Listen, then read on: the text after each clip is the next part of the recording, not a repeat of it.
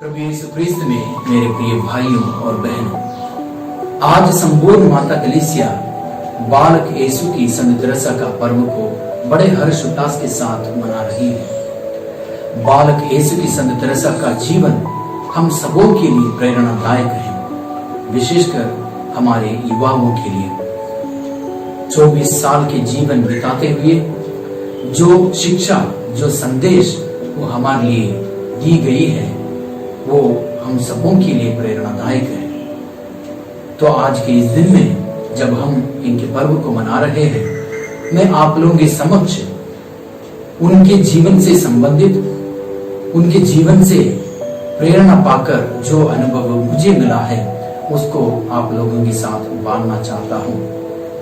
पहला, हमें छोटी से छोटी बातों पर ईमानदार बने रहने की जरूरत है।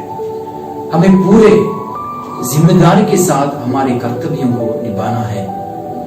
इसी संदेश को हम हमारे संत के जीवन में भी पाते हैं। छोटी से छोटी बातों पर वो ईमानदार बनी रही और पूरे लगन के साथ, प्रेम के साथ इन कामों को करती रही।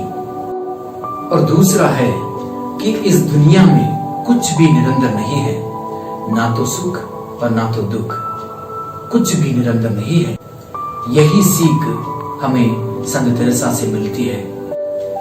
संत तेरेसा के अनुसार एक ही चीज निरंतर है, वह है ईश्वर। इसलिए वो हमसे आग्रह करती है कि हम उस ईश्वर के साथ जुड़े रहें। और तीसरा है, इस ईश्वर के साथ हमेशा जुड़े रहने के लिए हमें निरंतर प्रार्थना करने की जरूरत है। जैसे संत तेरेसा छोटी सी छोटी बातों के लिए ईश्वर के पास चली जाती थी और उसके साथ प्रार्थना में लीन हो जाती थी। इस आधुनिक दुनिया में विशिष्ट तकनीक एवं भिन्न भिन्न नए आविष्कारों द्वारा हम हमारे जीवन को सरल एवं सफल बना दिए। हमारे पूर्वज जो ऊंचाई पर पहुंच नहीं पाए, हम उन ऊंचाइयों पर पहुंच चुके हैं। कभी कभार तो लगता है कि 2 वक्त की रोटी तक खाना मुश्किल पड़ जाता है, और इस बीच में हम ईश्वर के लिए, प्रार्थना के लिए कहां से वक्त निकालें।